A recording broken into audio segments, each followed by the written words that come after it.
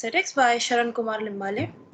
Now, in this essay, if I just give you a quick overview, this essay talks about how Dalit literature over the years have been discussed and critiqued, but not by the people who are actually writing it, or maybe by the people who are Dalits, but actually by the people who are non-Dalit and who belong to uh, the Swarna, I mean the four castes that our Hindu system has. So it starts with the direct attack on Swarna. I would not say attack, but direct the indication of the fact that Swarna critics, that is the four castes that we have, Brahmin, Kshatriya, Vaishya, and Shudra, they are known as Swarna. So the critics who belong to these castes uh, have been talking about Dalit literature a lot, and have said that Dalit literature should be critiqued or analyzed, just like any other literature, on the basis of its aesthetics or the beauty. And just because it is created by Dalits, it does not mean that it should be seen from a sympathetic perspective. Uh, I mean, even it has been said in the very beginning that because these people think that way, Dalit writers cannot completely associate themselves with this point of view, and they actually reject it. Now, this essay is divided into a lot of parts, but it begins with how Marathi criticism and Dalit criticism is different. Now, both of these criticism is very different because the basics is that, uh, and the funny part is that the literature produced from literature is not only produced from the upper caste, or maybe people who belong to a definite caste system in India. But literature is produced by so many people, like rural areas, Adivasis, Muslims, Christians, etc., etc. But all of this literature is considered into one, and it is judged by the same criteria. So it becomes important to keep these criteria separate, because you cannot take just one universal criteria and judge the literature that comes from different aspects of the same system in India, and have a same yardsticks for everyone. So the first section basically talks about this, how there is a need for various sections and different criticism, and based on the different categories that the literature comes from. The second section, or the subsection of Marathi criticism and Dalit criticism, is opposition to the monopoly of Dalit writers, where uh, it talks about how a critic, Kavi Anil, has defined Dalit literature as a literature written with a sympathetic perspective on Dalit life. Okay, so basically it means that if the literature is written to sympathize with Dalits and their situation, it basically becomes Dalit literature.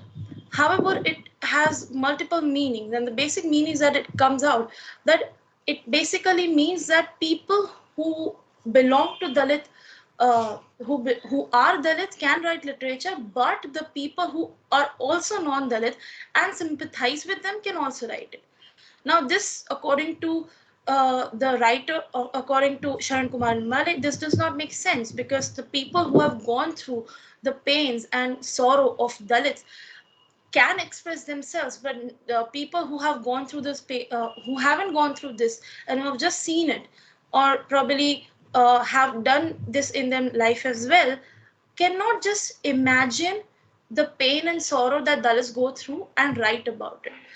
Even Vidyadhar Pundalik, I'm sorry if I'm correct, speaking it in a wrong way, Pundalik, also says that it is possible to express the experience of Dalits with the power of imagination.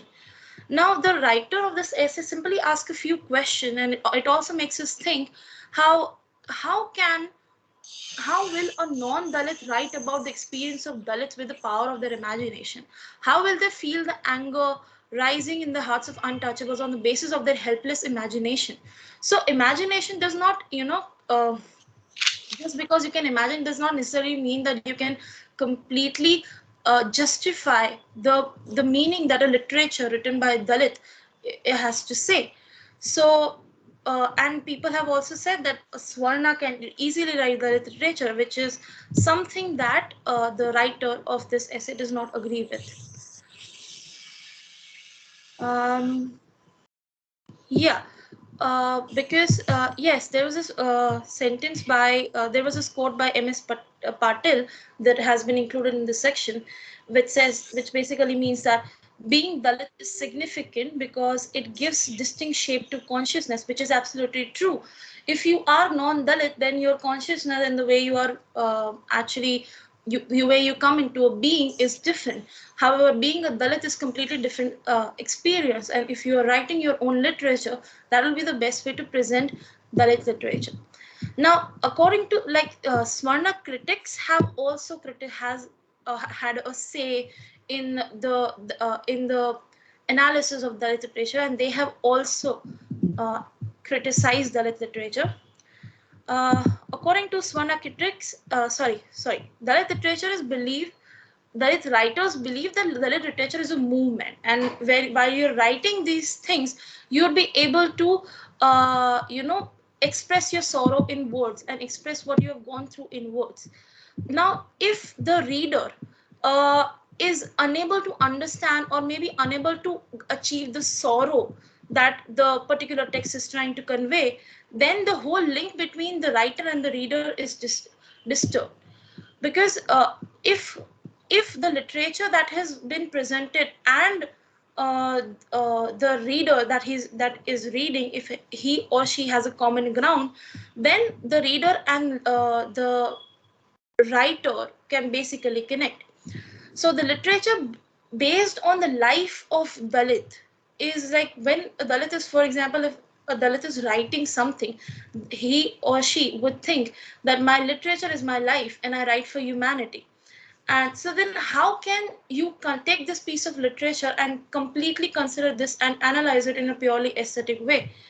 How can the writer and sorry how can the writer, whatever that he or she is feeling while writing, be different than what critic thinks? If the critic is analyzing a piece of Dalit literature from a universal criteria of you know do of having a criticism, so basically the yardstick that the critic uses is different than what the reader has to basically say, then there is no common ground. When the writer and the critic has the same perspective on a particular piece of literature, then it can be analyzed, or maybe and maybe the criticism can be performed better.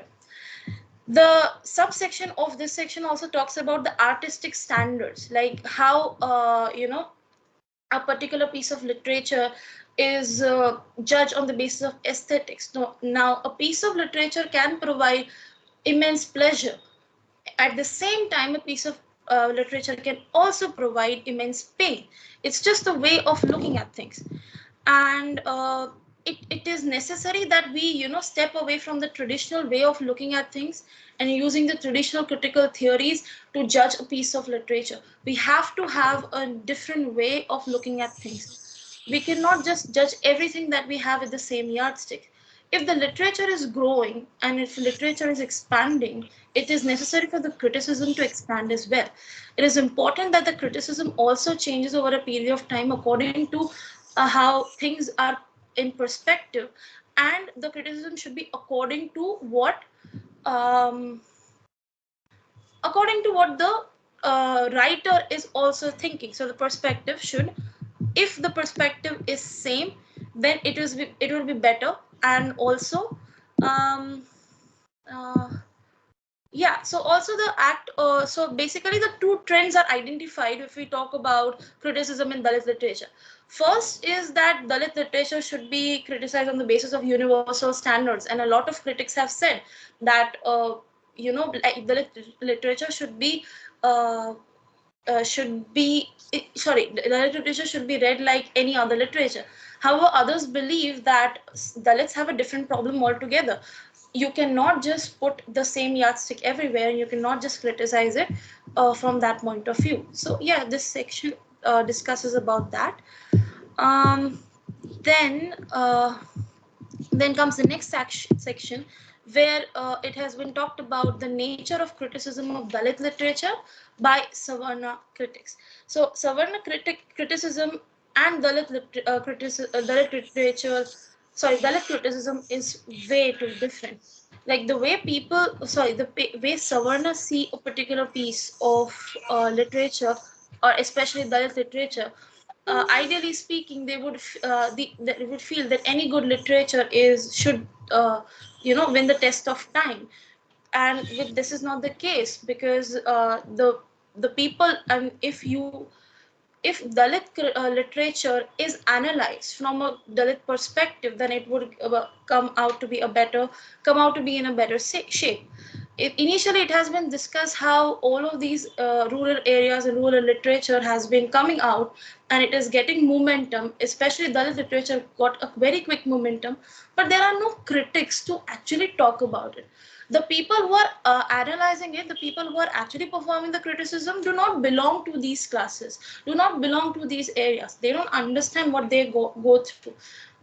Therefore, the nature of criticism is that way, that they are putting forward just a universal category that they already have, and they are analyzing the same way other literatures are also analyzed, which is something that is supposed to be questioned. um Yeah, so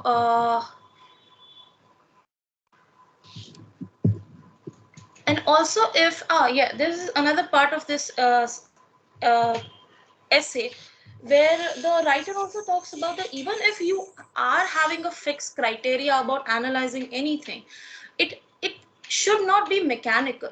The criteria should be ever changing, and it has to the and you should not have only one criteria to judge a particular piece of work.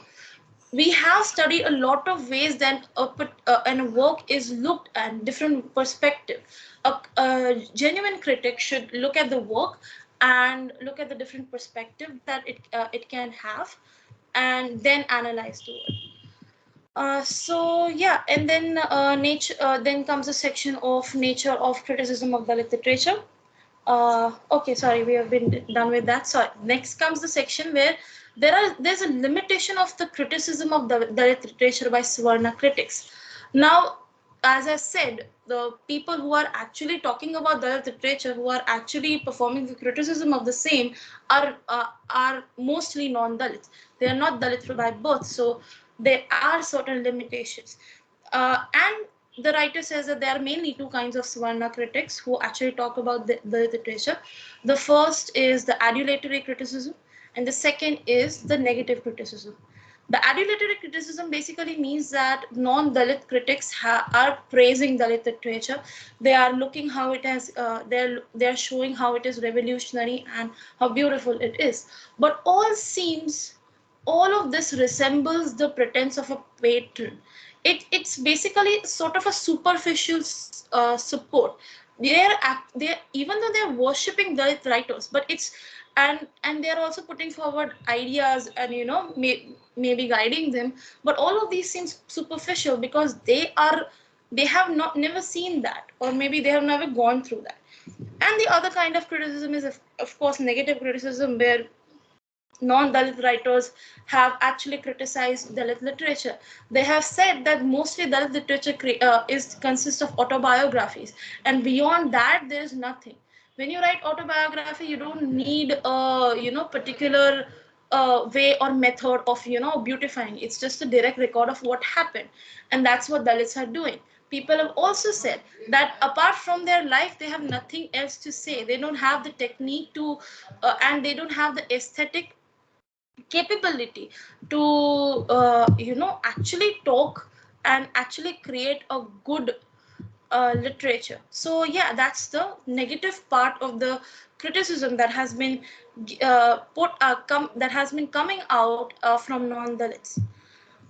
In reality, what the writer has to say that true criticism has not occurred, and there are so many. So the writer also takes an example of various conferences that have been held where Dalit writers have said that my story was analyzed, but it does not end with a good ending, and I have to say a lot of things, but no one gets it. Now you need critics to in order to gap that bridge.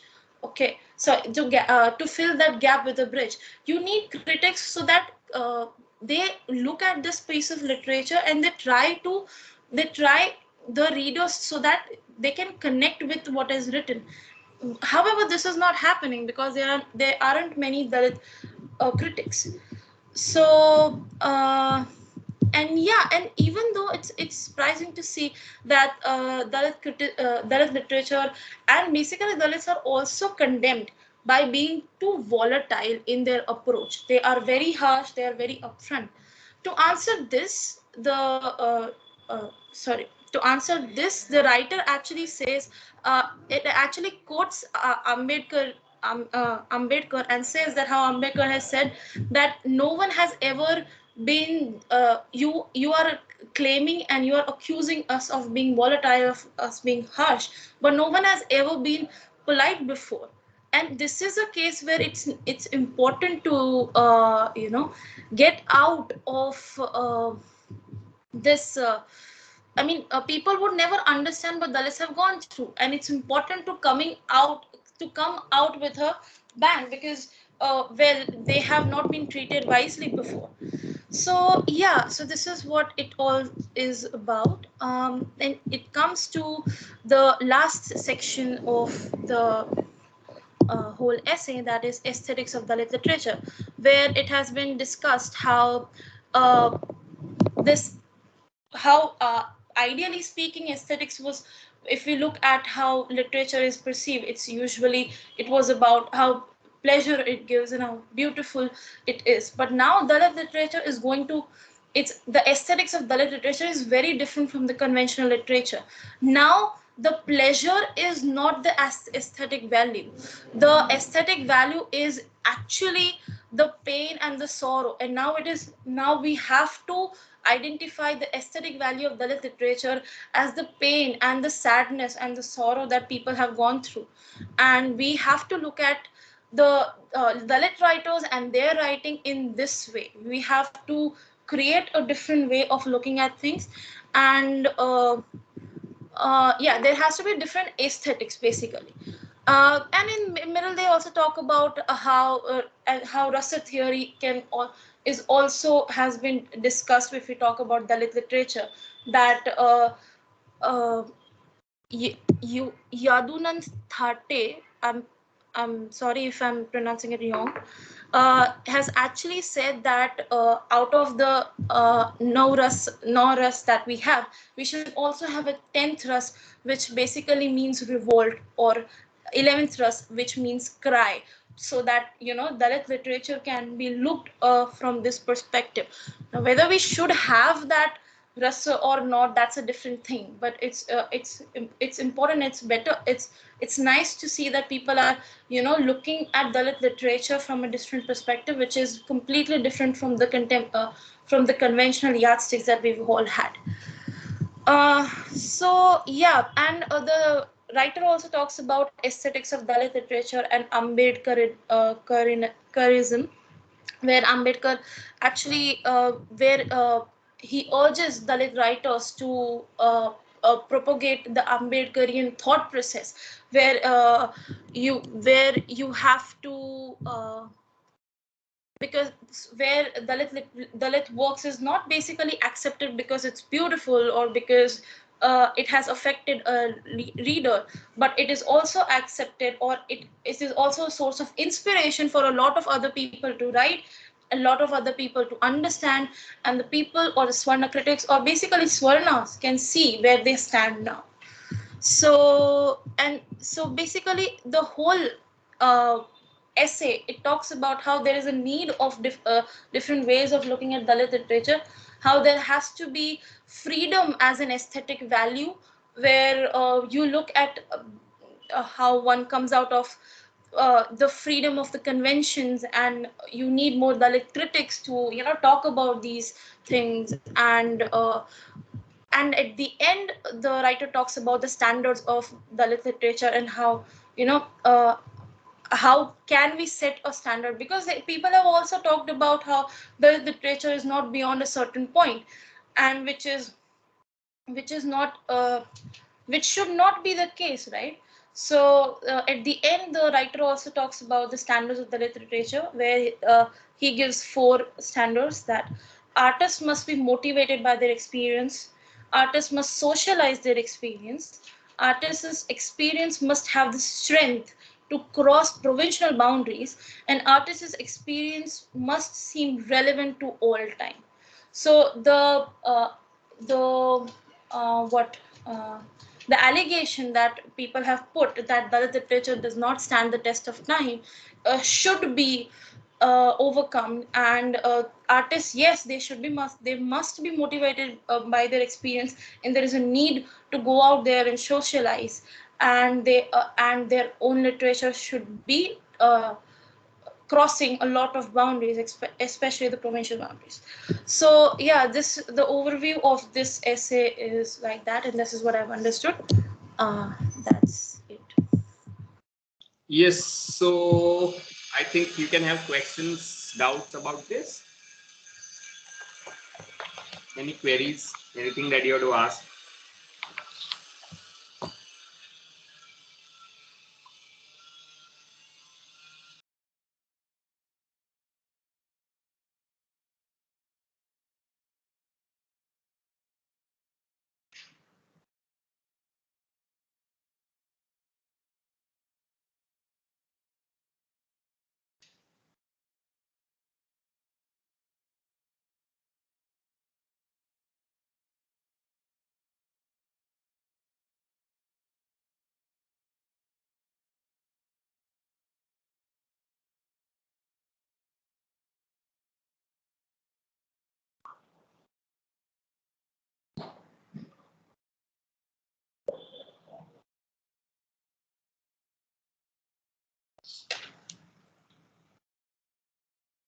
No questions, no doubts, सब समझ में आ गया.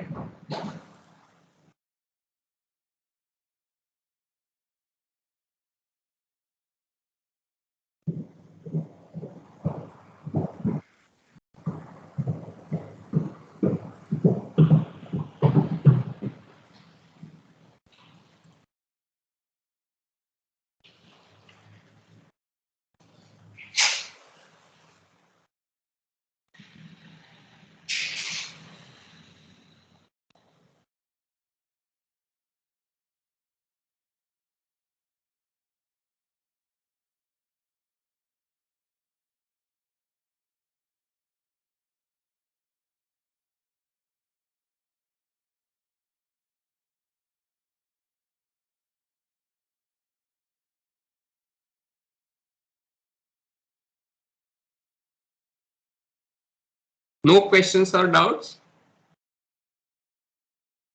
Should we go over to the next essay?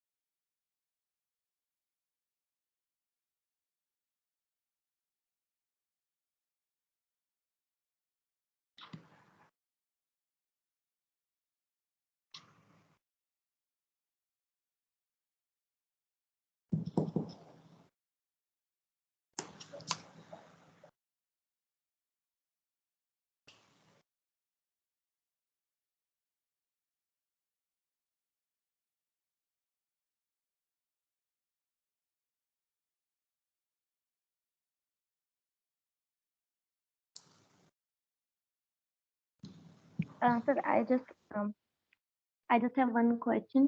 ये जो Marathi criticism and Dalit criticism जो first section है ना, उसके अंदर ये लिखा है सवर्णा सवर्णा क्रिटिक.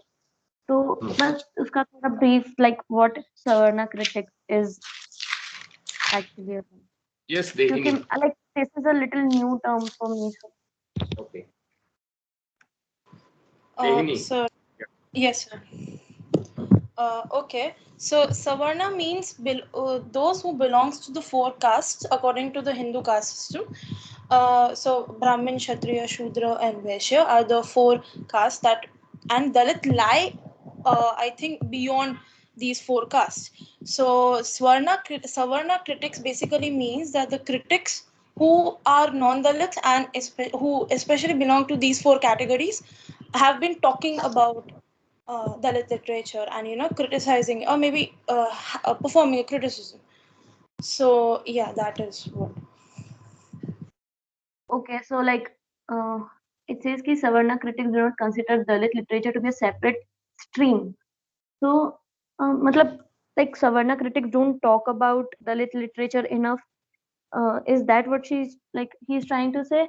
Or ये कि Savarna critics should not criticize or should not like talk about Dalit literature. मतलब as you said कि those who have not gone through it will not understand how it feels to be a Dalit, right?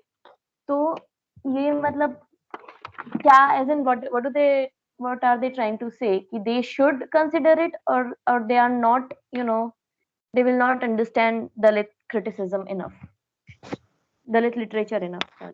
So what he's initially saying that they won't be actually able to completely understand and would be able to perform a criticism on Dalit literature because they have not gone through that and they are sitting outside and they don't know what how it should be looked at. Also, they a lot of critics have said that Dalit literature is like any other literature. So, for example, if we pick a literature and we say that okay, let's talk about its structure or maybe how it has an aesthetic value, how it gives pleasure.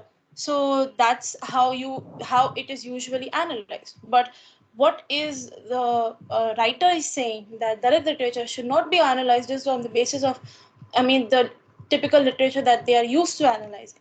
The literature holds a special place, and it comes out from a lot of it comes out from a section of the society that has been subjugated for so long.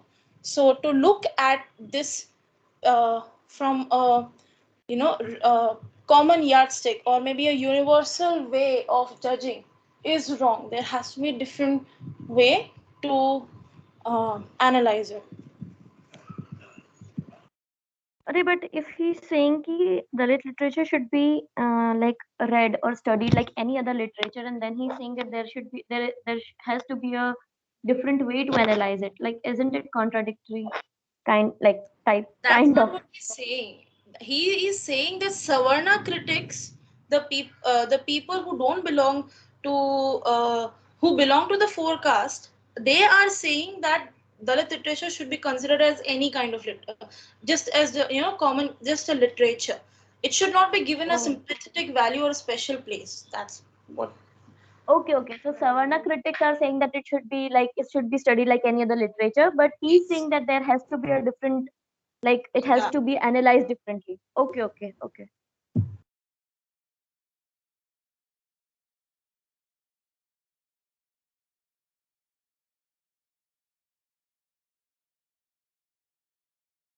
Anything else?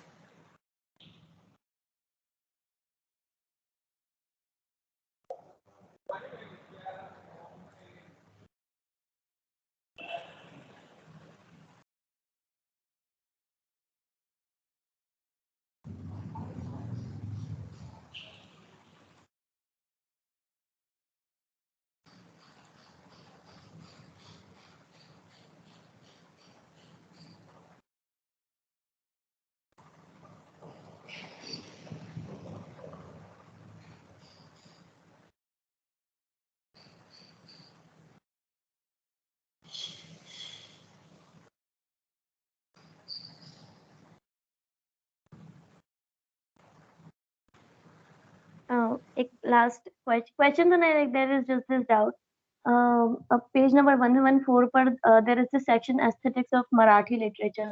तो इसमें दलित literature वाले ऐसे में why are they talking about Marathi? Like, is there a connection between two, or like Marathi literature में दलित literature prominent है या फिर क्या है?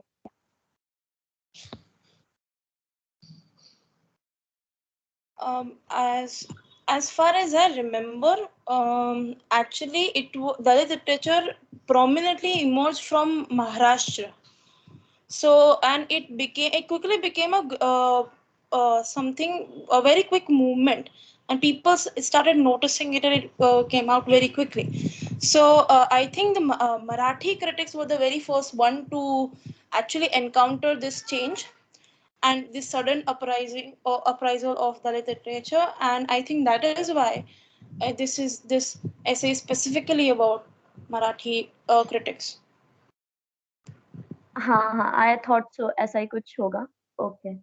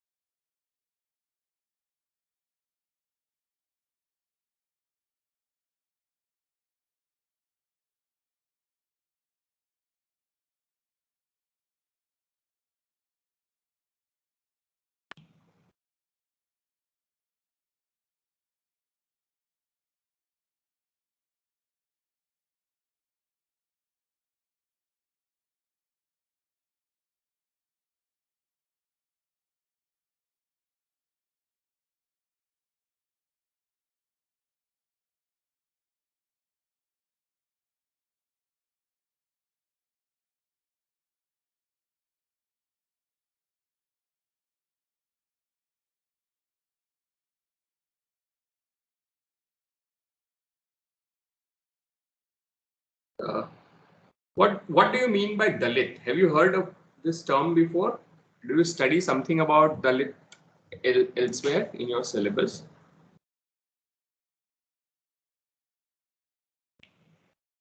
No, sir. We have actually not like दलित के बारे में we have not read or studied, but Okay. हमारे bachelors में Dehini and one of our friends gave a presentation on it. So it was like, yeah, so उससे थोड़ा idea है. So who is a Dalit and what is Dalit literature? The basics. Oh, okay. So Dalits are this marginalized section of the society who were like, they have gone through so much, and जो like she said, जो सवर्णा चार like I don't know much about it, जो Hinduism में जो चार sections वैश्य ब्राह्मण शूद्र, उनसे भी मतलब उन कैटेगरीज से भी बाहर आई गेस दलित आते हैं, and the literature Dalit literature is the literature written by them and for them. I mean, maybe about what they have gone through and about what they have faced. So yes. Yeah, Dharti Astha. Yeah, no, like Khadija already said it, but yeah. Okay. No, go ahead. It's fine. yeah, so First Dharti and then Astha. yeah. So Dalit literature, it emerged around 1960s or 70s, and like as it's in the paper, right, that it emerged in Marathi language, thoda zyada, and then it started spreading in other regions. No, the Like question is who is Dalit and what do you mean by Dalit literature? oh yeah, so like they are these, like as Khadija said, the marginalized castes, and what the literature is around is about their oppression from like the upper caste or the Swarna people, and you know how their lives are affected by it. Okay, the term Dalit actually means downtrodden, right? It So, means sir, may I try? Yeah, Astha, go ahead. Yeah, so as far as I understand the term, so there are many words which can describe it, which are derogatory. So that is how it was spoken earlier. Now there is some awareness, so people are not talking like that, which is better. But basically, all the upper caste people and especially Brahmins have spread this idea that they are not to be touched, they are impure, they were not allowed in temples, like they collect our waste and everything. So basically untouchables, that is what I think Dalit, someone who is oppressed, and they treat them as untouchables. I would not like to say that it means that, but they treat them as untouchable. So that is what the word implies. And Okay. people who finally have had a chance to some education, and who have actually started writing and trying to say their own narratives in the Dalit literature, sorry, in these books where Dalit representation is there. So the Dalit community who writes about Dalit community makes Dalit literature. Also, that is also just the educated Dalit. There are so many people who have not got the chance to be educated and say their own narrative. It's like the lion has been telling the story. What about the prey? Right? We are still listening to this narrative where the oppressed people have created this. The people who are oppressing others have created this narrative. So finally, the change of subversion of it, I think that is what constitutes a very important part of Dalit literature. Right. So Dalit actually term indicates people who are broken and downtrodden because of the caste oppression. And as you have been saying that the traditional Indian society is divided on the lines of Varna and Jati. So Varna is that hierarchic scheme of things where you have the Brahmins, Kshatriyas, Vaishyas, and Shudras, right? And Savarna actually does not mean people of four Varnas, but three Varnas. Shudras are not considered Savarnas. And the reason is Savarna is those three people, Varnas, who are permitted to have this rebirth thread ceremony, right? They are three top varnas, and they are called dvijas as well. They are because they are twice born, and ऐसे माना जाता है. So they are superior to others, and they have the right to study Vedas, right? So उपनयन कब होता है वो जो sacred thread, because you are then entitled to study the Vedas. The four are only kept as servants in Indian society according to the Varna scheme, right? And it was a schema that emphasized uh, guna and karma to start with, right, rather than birth. But when it became a kind of birth-centric thing, that someone who is a Brahmin is a person who is born in the family of Brahmins, rather than by deeds and traits, then it has always been a contested issue, right? So you can have thousands of jatis which fall under the Varna of Brahmins, right? Thousands of jatis which fall under the Varna of Vaishya, and thousands of jatis under Kshatriya, and thousands of jatis under Shudra, and so on and so forth. So jati is a kind of endogamous uh, what should I say? Endogamous group of people, right? And marrying outside that group becomes something that is forbidden, right? So jati and varna are not exactly the same systems. Yeah, there is a relation between them. And when this put together, varna and jati, it has come to mean that person who is born in one caste is superior to one person who is born in another caste. There is something inherently superior, because, and this kind of biases work everywhere in our society, leading to marginalization of most of the society, right? Population wise, Savarna population would not be more than 30-40% of the society. Imagine, right? So in a country of 30 is on a higher side. I am talking about much lower uh, numerics. So this 20 or 30% of population is represented in every sphere much more than the actual population, right? So if you look at teaching or business or government jobs or politics or film industry or whatever, right? This 30 or 20% of population occupies 80% of that space, right?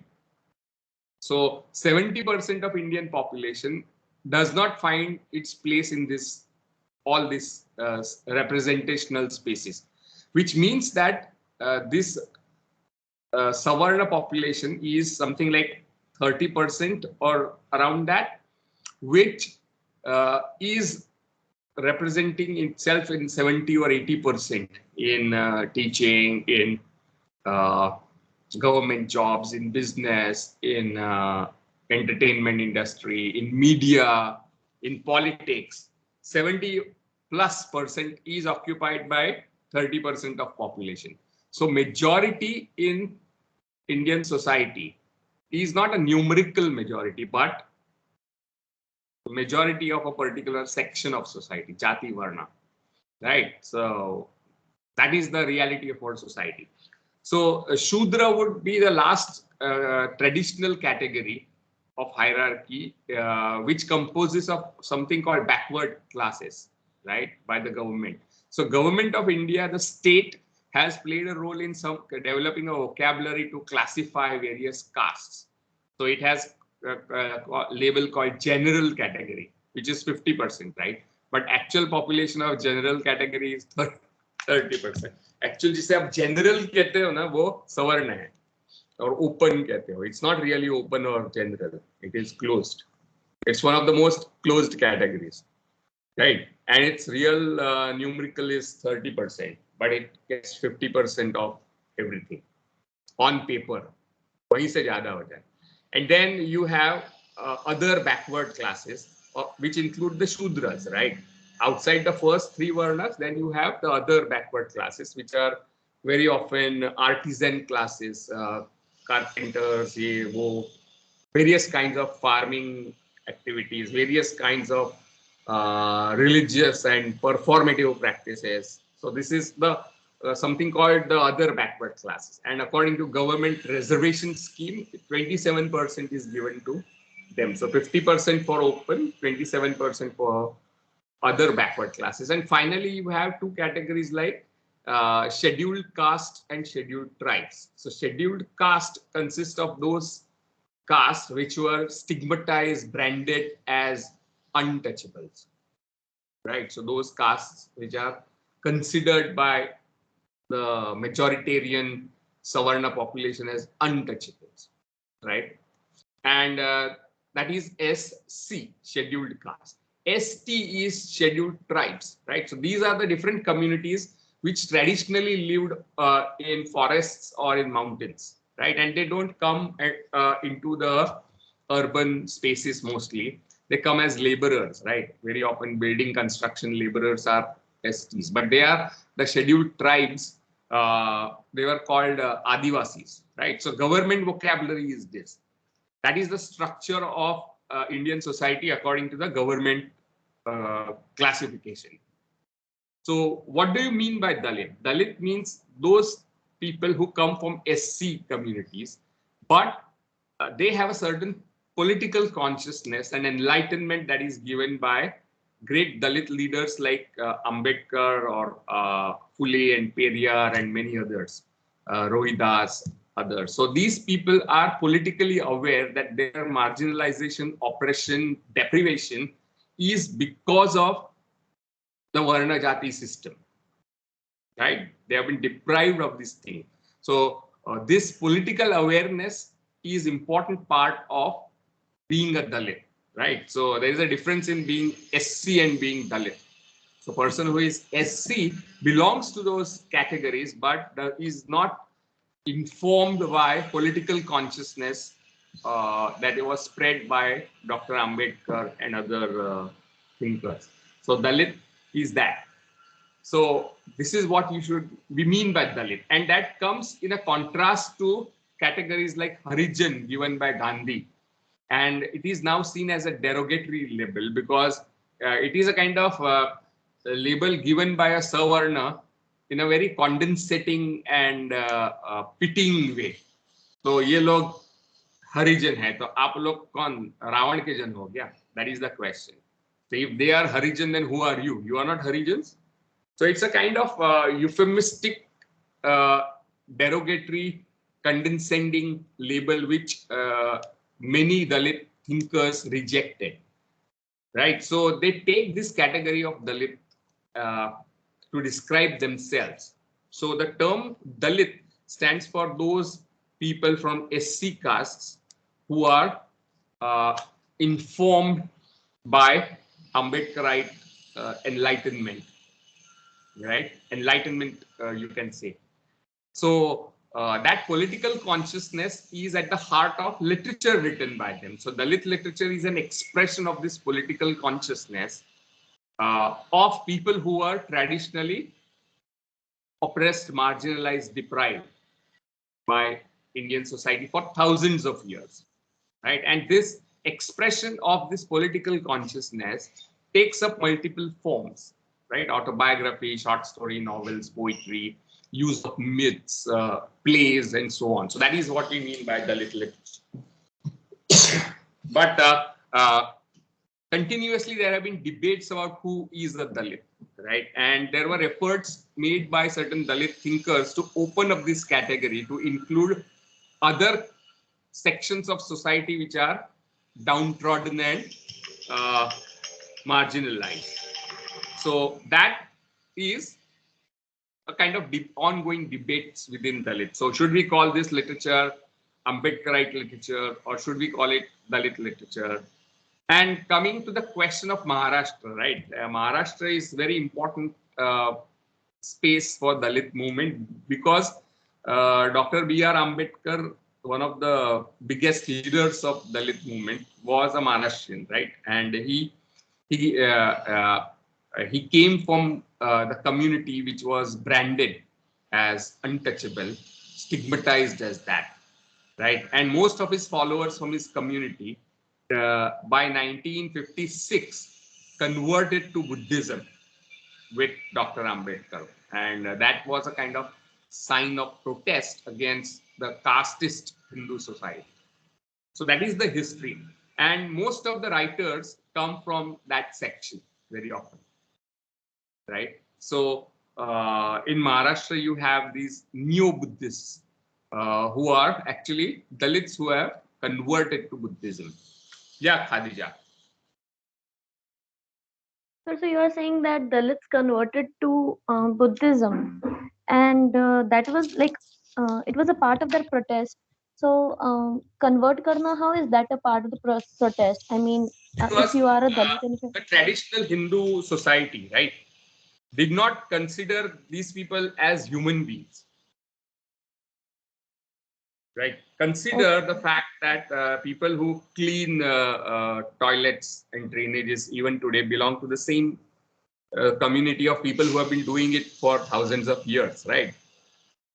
Why is it so? Why are teachers most of the time from upper caste? That's the profession which is caste based from thousands of years.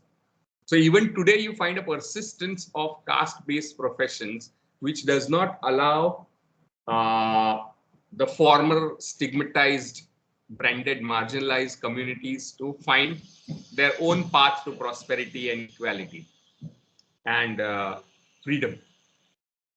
And that is why they converted. And this conversion to Neo-Buddhism was rejection of Hinduism, which is based on Vedic philosophy, right? Because Buddhism started out as criticism of very sharp criticism of Vedic uh, traditions. So this Varna system is one of the important theories of Vedic Brahminism. So in a protest to that, Ambedkar converted to Buddhism after exploring many other religions like Islam, Christianity. But he found that most of the time in India, even Islam and Christianity has, or Sikhism, is still rifled with caste oppression. So even among Christians, you have castes. Even among Muslims, you have caste. So caste does not seem to leave, even if you leave the religion behind. So as an act of protest against this Vedic Hinduism, he went in for Buddhism. And with him, lakhs, almost 50 lakh of his followers, coming from a community that was called Mahars, right? converted to Buddhism in 1956, the year of his demise. And because he also started many institutions for education of Dalits, and he also carried out many movements like entering the temples and very aggressively demanding caste as an important category in electoral politics, in education. So Ambedkar's revolutionary movement affected millions, right? And these people could find their own voice, right? After getting education, after getting political consciousness. And that resulted in Dalit literature of the 60s. Right, so that is what we mean by Dalit. And you can see that Marathi becomes the first space, but then Indian caste system is pervasive, and there were rebellions and revolts against caste from multiple quarters. So it spread all over India, right? So that is a bit of history of Dalit literature. Sharan Kumar Limbaye's essay is trying to talk about, and because it emerges first in a very forceful way in Marathi critics who came from mostly upper caste had tough time in order to how to deal with this. Right. So one section of those critics would reject it as a bad literature, not literature. It's not valid literature.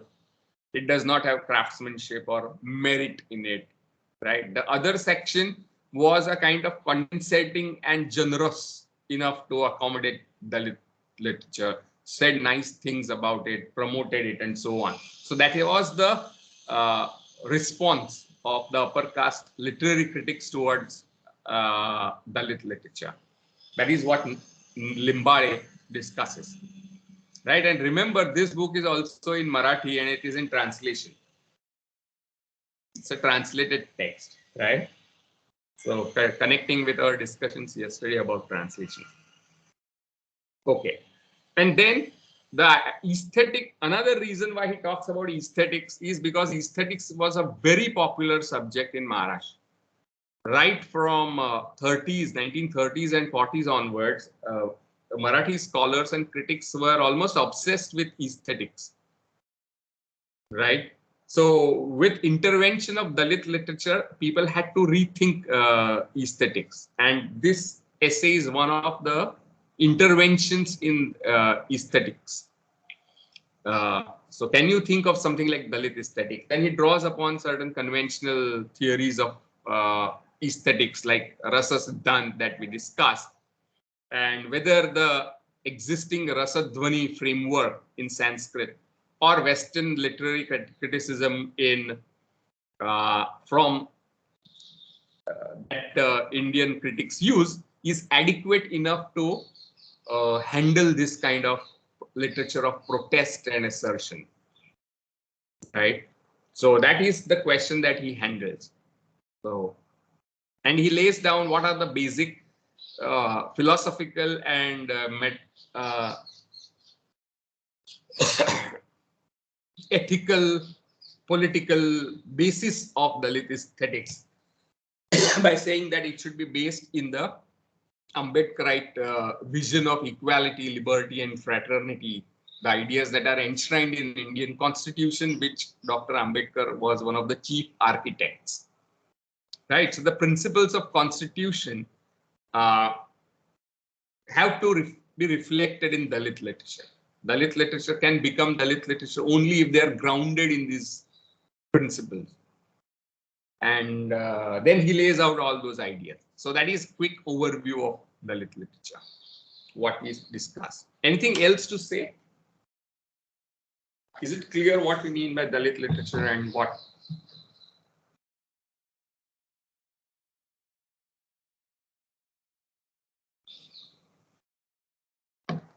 Sir, I just have this one question. When he talks about adulatory criticism, where he says that Savarna critics have, there are people who praise and worship the literature, and this seems like a act of flattery, or maybe an it seems like a pretense. Hmm. uh, for a second I felt that it was, I mean, not all of them would feel that way, because don't you think that they would also be able to realize and maybe uh, realize the position of Dalits in the society and what might they have caused, and Yes, yes. So some of the critics would definitely appreciate and understand the spirit behind it and the context behind it. But then there would be many who would just superficially praise it. Wow, wow. Right. So the the praise of Dalit literature which remains superficial ऐसे भी होता है. Or it might be a political trick. You want to please these people for some your ulterior calculation. ऐसे भी हो सकता है ना. जैसे vote bank politics. Very simply put. You want Dalit votes, so you praise Dalit literature and Dalit Dalits and Dalit literature. I hope you get what I'm saying. Not because you seriously understand the spirit and the articulation and sensibility that is coming through, but because you have own political axe to grind, right? So there is appropriation of Dalit literature by non-Dalits, right? That happens, which he is talking about. That doesn't mean all the Savarna critics were of that kind, but many people tried to use it for their own political mileage. It's just that, sir, I thought that the inclusion or and the way that non-Dalits also participate and talk about Dalit literature can influence a lot of people, and maybe can motivate them to read their literature. It's just that, I mean, I thought that maybe their inclusion or maybe them talking about it would help Dalit literature to grow. In a way, yes, but not always. Because suppose, as a simple example that I gave you, right? If you're standing in election and one section of your voters are Dalits, and then you attend Dalit literature का seminar वहाँ पे जाके उनकी आप बखान करते हो, तो it's very obvious why you are doing it, right? But another reason that Limbade himself has pointed out probably is because Dalit criticism has not emerged in the big way as Dalit literature. There is an explosion of Dalit autobiographies, poetry, fiction, but Dalit criticism by Dalit itself is slow to emerge. And the reason behind this is because of a lack of education, right? After all, this is a group of people who have been deprived of knowledge for thousands of years, along with wealth and everything, status, prestige. You have been deprived of that. So scholarship was slow to emerge. Criticism is slow to emerge. So the earliest respondents to Dalit literature were non-Dalits, right? Like Kusumavati Deshpande would say that this is a very badly written, uncouth literature. This my artistic merit hanging, right? And then you would have people who would say, oh, yes, this is a very important aspect of life which is overlooked in Marathi.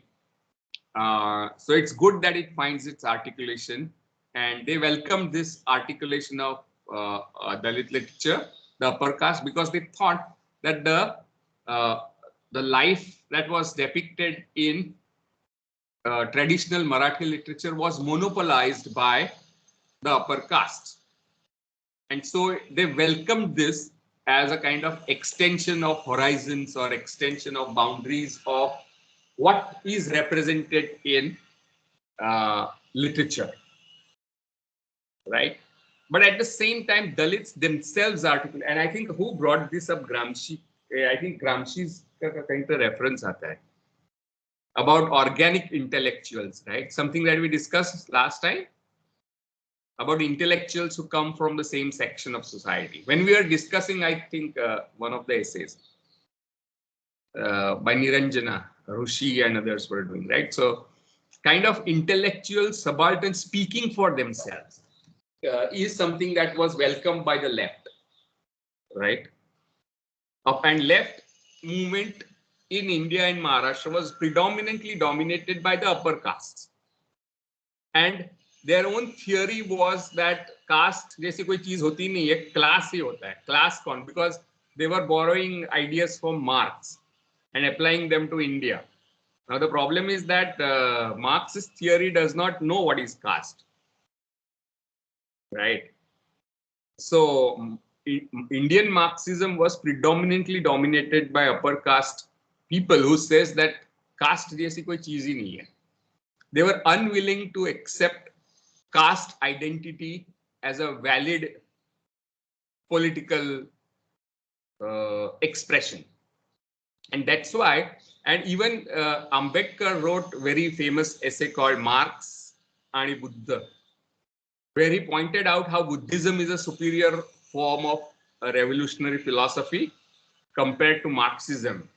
And that's why there is a distinct kind of tension between Marxists and the Dalits, because Dalits see Marxists as neo-Brahmins, right?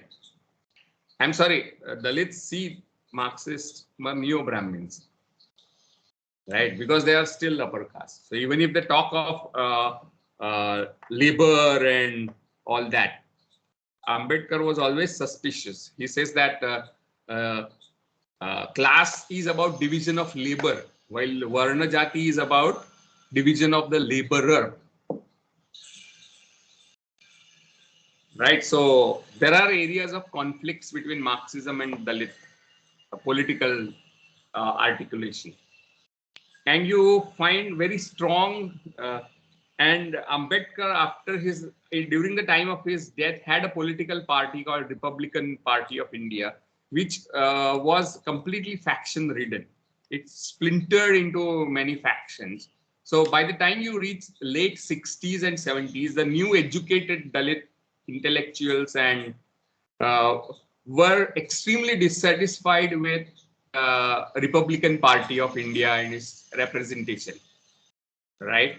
And so they were inspired by Black the Panther movement, and they started organizing and agitating on the lines of Black Panther movement. So they called themselves Dalit Panther. So that was the movement in the late 60s and early 70s, right? And it also broke because of certain kind of intellectuals and poets like Namdev Dasai, who would believe that Dalit should be an inclusive category rather than an exclusive category based on caste identity, right? So others accused him of being closer to Marxism, and it fell apart. But this movement generated great amount of interest, because they also retorted to responding to violence with violence. And whenever there were news of Dalit women being raped or men being tortured or killed, they would go in thousands, right, and get the case registered with the police and compel them to take action, because police was and the state was usually, and state being again controlled by the upper caste, would not be very open to idea of even registering an FIR against Dalit. So in the 70s, you have this Dalit Panther movement, right? And Sharan Kumar Limbadi is, I think, also associated with that. Sharan Kumar Limbadi is a very well-known Marathi writer, and he has written a very famous autobiography called Akkar Mashi, or The Outcast. Akkar Mashi is not outcast. Akkar Mashi is a person whose father is somebody who is an illegitimate child, right?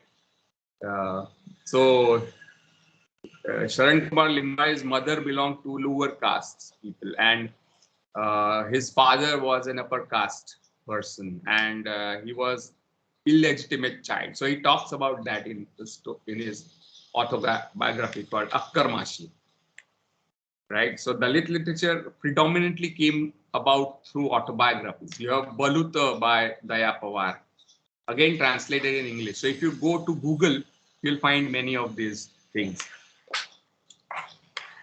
Anything that you have to ask before we stop?